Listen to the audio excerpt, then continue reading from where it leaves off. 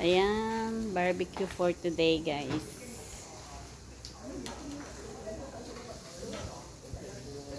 Ayan, nag-iihaw yung dalawang gurang, guys. Ha? Tignan nyo, ang gaganda ng mga gurang pala pag naiilawan. Oo. Anong ginagawa ng brilliant dyan? Sinong nag-brilliant? Yung mga nag-brilliant dyan. Ano bang gamit nyo, guys? Ba't kayo pumuputi? Siyempre, brilliant. Wow, ang sasarap ng mga ulam ng dalawa, oh. Ulam nila. Mm. Ulam ng mas gurang. Ayan. Actually, meron din kaming chicken legs.